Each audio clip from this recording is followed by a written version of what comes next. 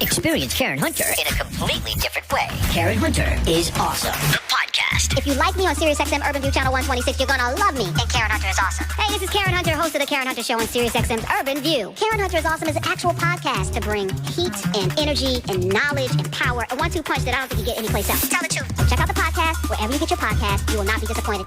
Gonna save this for the second hour, as I mentioned, because I also watched this weekend Wicked. I refused to go see it in a movie theater. Refused. Primarily because it was sold out. Yeah. Sold out. But I'm like, I'm not going to see people singing because that's going to piss me off too. So I already know what triggers me. I'm not going to be in the theater with people next to me singing and then I'll have to go get the manager because I'm that person. And you know, I just could see sometimes you got to avoid your own self, you know, so I had to avoid my own self. But I said, all right, let me see what the hype is about. I'm not going to apologize for this. The hype is overrated. I will say that. I would have loved to see. I would have loved to have seen this on Broadway, and I love the nod to Adina. What's her name? Mazina. How did John Dazima?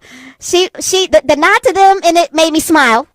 But I know that on Broadway, this would have been like next level. Mm-hmm. But did they have to sing every scene? Every single scene was singing. Every single scene. It seemed like, and then you had Michelle Yeoh out there singing. That ain't her. That's not her gift. And then she sing. I was like, y'all just trying to make everybody sing. I was mad about it. But the plot, this is what I want to get to. I'm watching this, and I'm saying to myself, everybody, y'all, 866-801-8255. I know there's a lot going on in the world. There's wars and rumors of war. We're going to get to that. They still going to be bombing people next hour. But I said, Wicked grossed $733 million worldwide, almost $734 million domestically. It surpassed Mamma Mia internationally. Surpassed Mamma Mia is the highest grossing adaptation of a Broadway musical, period, of all time. It grossed almost $500 million in the United States. Mm-hmm. That did not elect Kamala Harris. So here's my question, and it's political. All the people that brought their children and themselves, and they got the at the end, and they all, cause you know, they holding hands and singing, and y'all just happy, and you're rooting for Elphaba, whatever her name is, Elphaba, right? Beelzebubs. Yeah, they root for her, the green, the glasses, all y'all happy. How did we get here? Tyler Merritt. How's this country so effed up with Wicked being one of the largest grossing films? Like, people went to see that and enjoyed it and came back to see it again. No, explain this to me. All right, let me just say, if you ever wanted to have a conversation about this, you have the right guy. Okay, let's just start here in that I have all the answers to all of these things when you want to talk about musical theater. All right. First and foremost, let's go back to the musical Wicked is written by an individual by the name of Stephen Schwartz. Okay. He wrote Godspell. He wrote a show called Children of Eden. He has a handful of shows out there. He was already structured as like Sondheim light. Okay. When Wicked came out, we fell in love. They fell in love with the music. They fell in love with Kristen Chenoweth, who had already won a Tony for being in You're a Good Man, Charlie Brown. We loved her, and she came over to this role, and everybody who's ever been on stage pretty much is acting like her because she was so great in it. Then you had Idina Menzel, who theater people in the world loved in Rent, as she played Mimi in Rent. So they come over to this show that's about a story we all know, Wizard of Oz. And if you knew nothing about the show and you just sat in Wicked, it starts to become appealing to you because it's a story you know. But there's these background things that you're going, oh my gosh, this kind of makes sense. This could have made sense that this happens and this happens. And you have to remember too, this is only part one. So part two, for those of us who know the show already, puts together all the pieces. You start to figure out who everybody is and why, and it links you right on up. Now, let's say the movie never came out. The information I'm giving to you is just coming from a fan of theater. Now, if we want to talk politically, this is something that I will say about theater and I'll give it credit for. If you are a Republican or a Green Party or whatever, and you in any way care about the arts, singing, whatever, what I love about theater is you can walk into that theater, a Republican, and for 2.5 hours, we are all sitting in that theater watching the same thing, mesmerized by art that someone created, and who you are politically means nothing in that moment. Now, you might be offended, you might be bothered by some things you see on stage, but if you're writing just a really good, musical that's pop oriented with no whatever, even though some would say Wicked has a point to it, you're for 2.5 hours, you just are falling in love with music and words and dancing and singing. Then right when you walk out that door, you're back to being whoever you were. But for in that room, you're that. This show, well, I'm saying, as I sit in the theater and I'm watching Wicked and you're 4 down from me, I'm looking at Idina. I'm not looking at you. I don't know who you are, what you believe. But Correct. we're Okay. applauding All the right. same thing. I'm talking about this movie though. But see, but this is where it carries over though. It carries over because the movie hasn't even come out yet, and this show is already a huge hit. Wicked's been running for over a decade. Correct. Right? So it's already established. And then the movie comes out. So all those people, that decade full of people, come out and go to that movie, even though they've already seen the play 3 times or they've seen it on tour. Oh, just we win those people, period. And that doesn't matter who you are. That's some kid who just loves songs. I don't think you got my question. Mm-hmm. How can this movie be this popular with this theme being a black person who's green,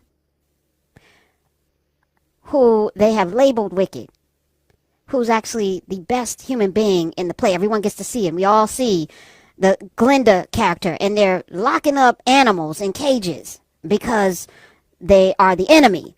And they say you have to create hate. This is what the Wiz says.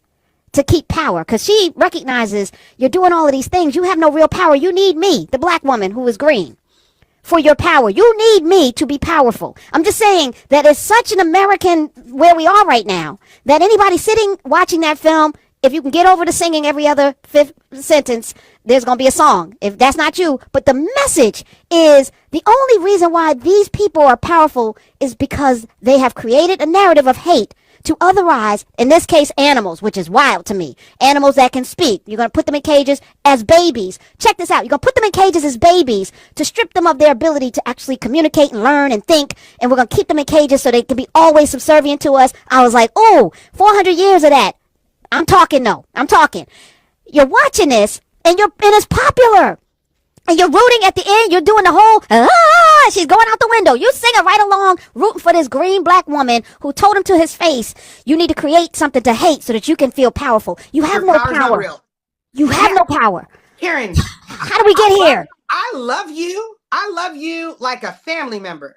But if you think the 50 million people that went into that theater are thinking about that musical that deep, you are wildly incorrect. And I'm going to tell you, hold on. This is my question to everybody. Why aren't they? Why don't they see themselves? So this is, am I like, I'm sitting there like, it's right there. You are looking at yourself right now. All of the bullying of, you know what I'm saying? Not you, Tyler Merritt, right, but the people. I'm like, y'all you ain't spent $1,000, but y'all took your children to get a message that this is wrong. And then you show up in November and do this, and now you aren't standing up. And it's the silence. It's the silence, right? She was the only one to speak up against the horrific things that they were doing to these animals.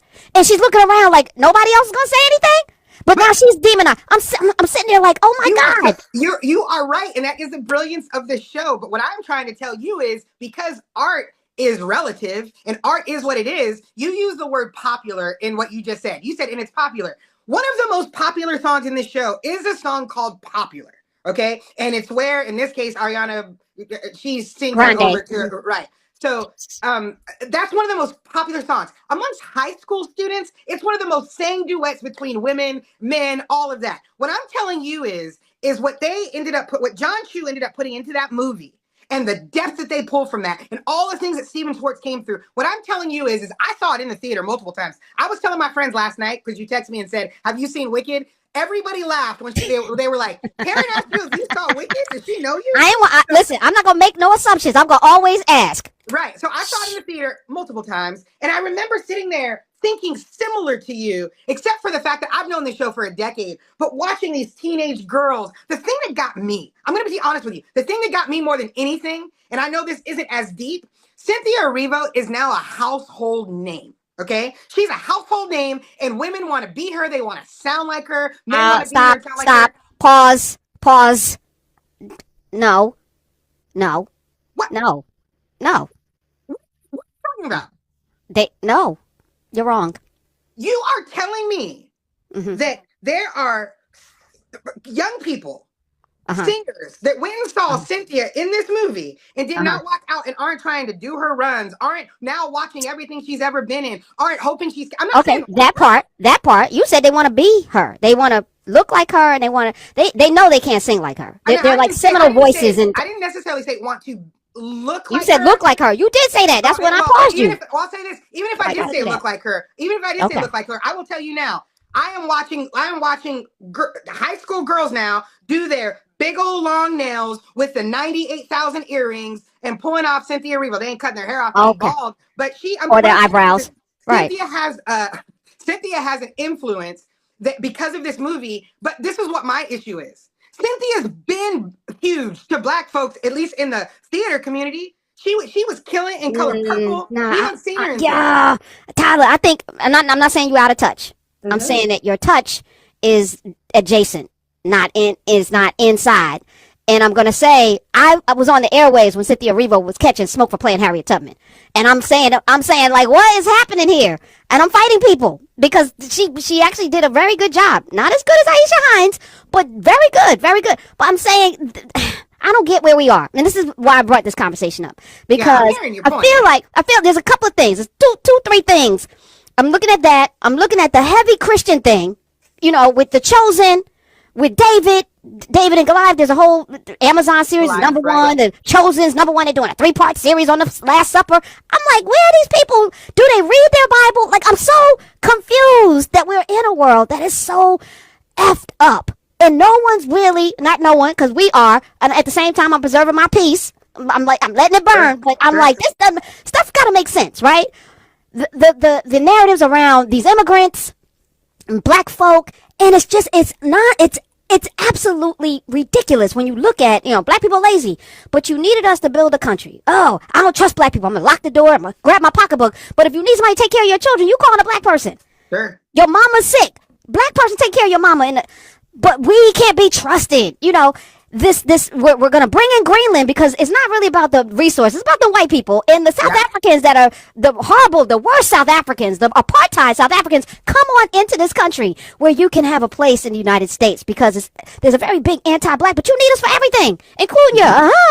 You're not getting that from Adema Bazizas.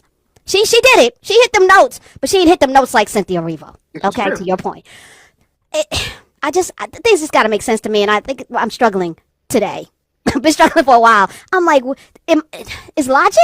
Do we not teach this anymore? Like, I think it's a simple and justifiable argument to simply say, how can the same people that watch this same movie that is the biggest thing that has ever happened in the world watch the same thing that I watch with all the implications that are in it, with all of the things that are purposely written in it and the things that are so clear, but still watch this thing, feel this thing, continue to preach about this thing, but then go into a voting booth and act like they didn't just see the same shit.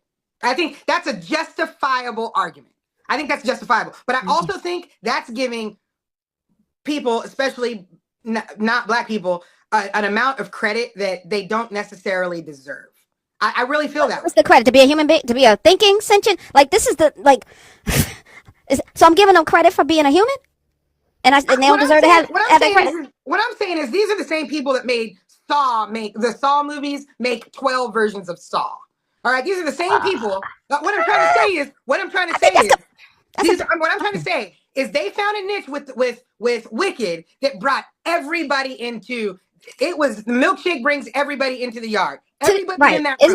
Don't we feel happy there? Don't we feel joy there? Aren't we? We're getting to hold hands and don't we want this permanently? No, isn't that what we all should want? Like to eat, to have joy and to sing and 2.5 hours. It is easy. You just had to go. Not this orange felon. That's it. That's all you had to do. It was like not this. I don't know Kamala Harris' background. I don't know whether she's Black or not, but I know this guy for sure doesn't like people and has no humanity.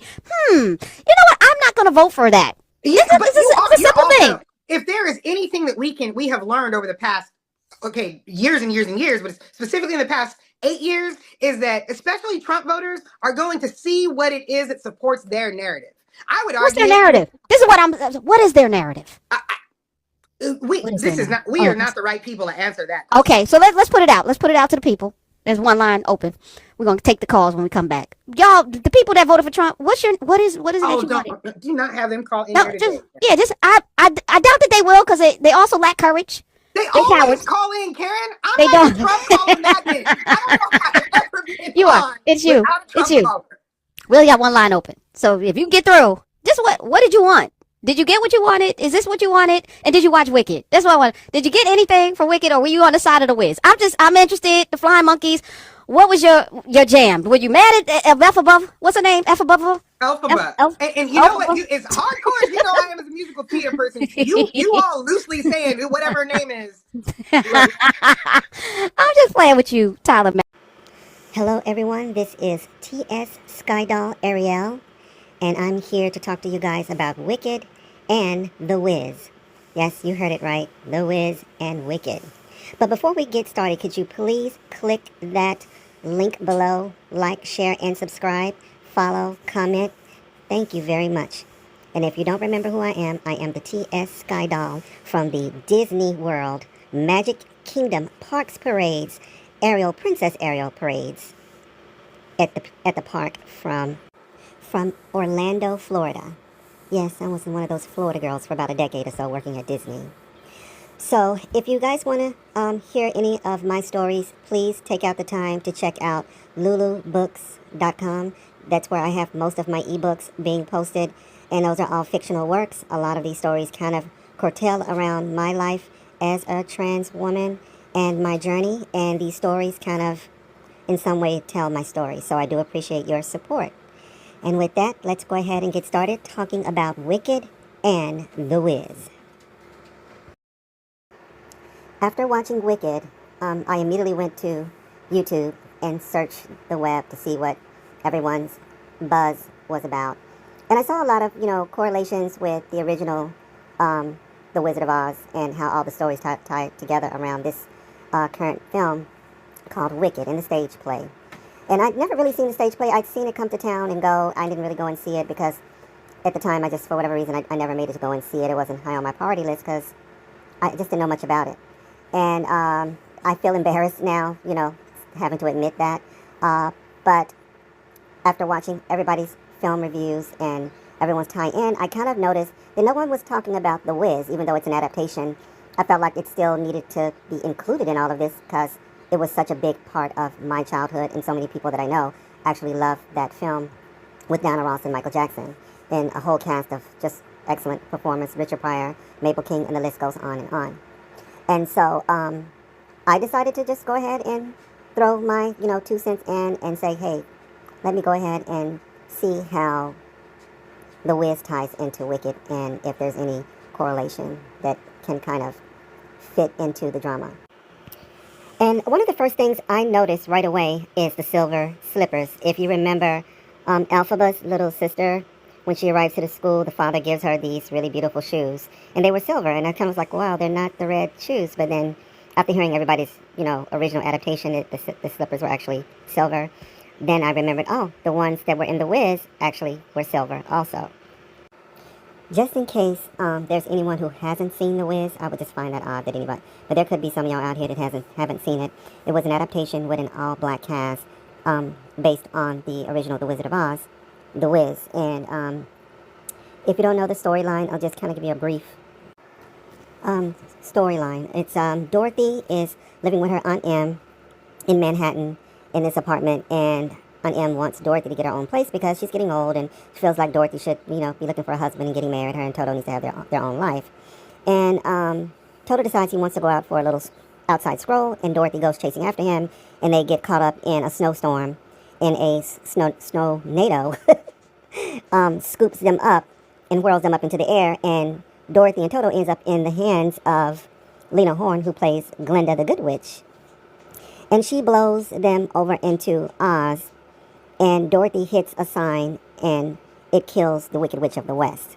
So the sign flattens her out, breaking a spell over Oz, which is kind of like a graffiti park that the witch had kind of put the munchkins on the wall as graffiti, like they were kind of stitched into the wall, and they couldn't move. And when that sign fell on her and killed her, they came out of the walls, and they were just really stiff because they had been up there for so long, and they were so happy that Dorothy came. They start celebrating, and then a lady came down. She was a witch by the name of Mrs. One, like the number one, and she was into like playing numbers and running numbers, and she was the one who first told Dorothy about, what she had done by killing the witch, and that she was her evil sister from the West, Eveline, played by Mabel King, was going to be looking for her, so she had best get to the Wiz because he could help her get back to wherever she was trying to go to in Park Place, Manhattan, or I can't remember the actual address, but she was trying to get back to Manhattan because she was somewhere she didn't recognize.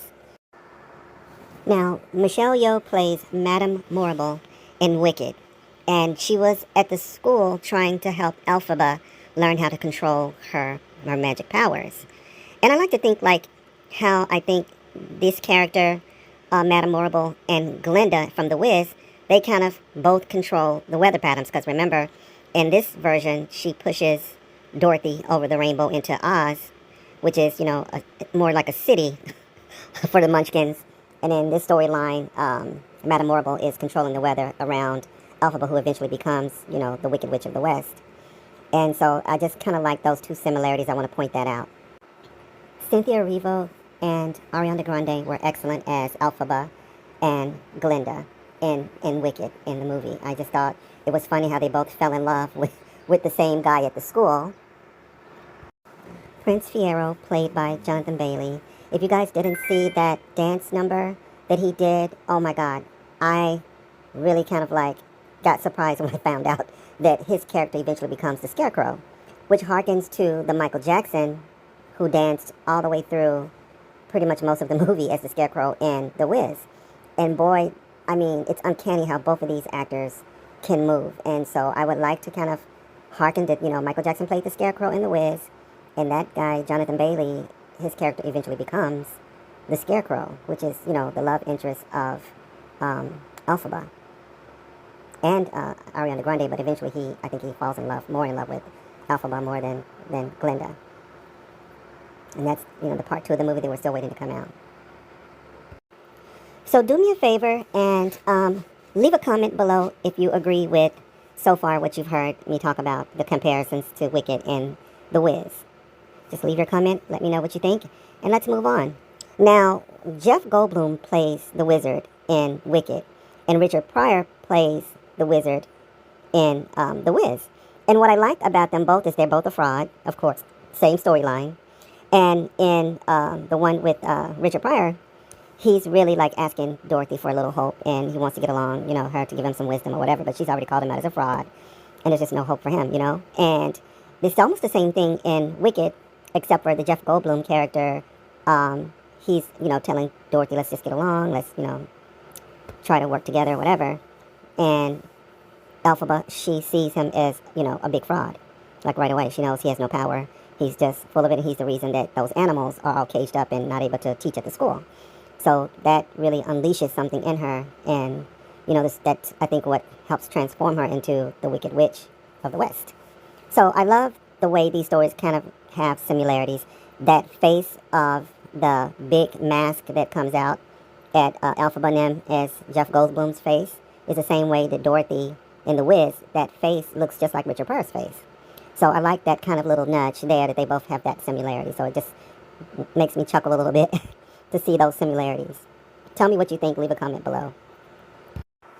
I felt like Cynthia Erivo did such an excellent job as Elphaba. I got choked up at so many points in this movie, I could barely get through it. I think I watched it 3 times, and every time I would tear up, at certain points, because I could relate to it as someone who has always felt, like I didn't understand myself from day one, and just growing up feeling awkward as a teenager and feeling like I just don't have a place in this world. And it took me to age 30 to figure out what the problem was, and I just didn't have language for it, and that's what we call transgender. And so I just really saw that, in that character of Elphaba, that, she came out green. She was different from everybody else around her.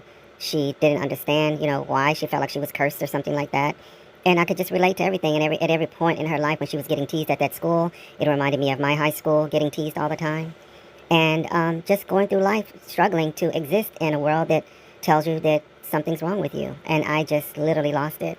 And I was blown away, just Ariana Grande, just the whole entire cast did such an excellent job, just putting this story that came from a stage play into a big cinema, spectacular film that I think the world just really needs to see. And I think it really teaches people that, owning your differences and learning how to love yourself, and that gives you renewed power. It's okay to not fit in and not always fit into the mold of society. What makes us unique and different gives us our powers to thrive, even better out there in the world as our real true selves. We don't have to be someone else in order to, get along in society. society should, shape itself and make room for those who don't fit into their social norms, because they're just constructs anyway. And I loved it. I absolutely loved this film. And so if you haven't seen it, please go out to the movie theaters and check it out. It's Wicked. It's in the theaters and it's out on videos, I guess, now too. I'm not sure. But go and see it. And leave a comment below if you liked my little homage to The Wiz. I just wanted it to be included in this storyline because it was such an important film to my childhood, to be able to see people who look like me on stage, in theater, and on film, And this movie is definitely going to be one of my favorites in this current time, because I've never seen anything like it before. I really was blown away by Ariana, I can't say her name now, Ariana Grande. I've seen her as a little pop star, and now I'm seeing her as, an actress, as a Broadway. Like, she's, movie cinematic. She did an excellent job. She made me laugh so many times in this film, and she was just an excellent Glinda, the Good Witch. She was a little wicked in the beginning, being her teasing and everything, but she grew to, become best friends with someone, socially different from her.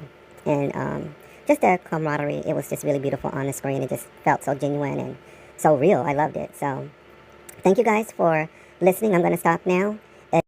Please subscribe to my channel, and please share this video. I could use more followers and more support. Thank you again for listening. This is T.S. Ariel, Skydoll from the Walt Disney World, Parades Parks, Magic Kingdom, Parade Parks, before I got ran off the job for being trans. So if you want to know more about my life and my stories, you got to roll back some videos to get to all the meaty stuff, but the stories are there. And don't forget, I do have ebooks now at lulu.com. It's under Ariel Williams.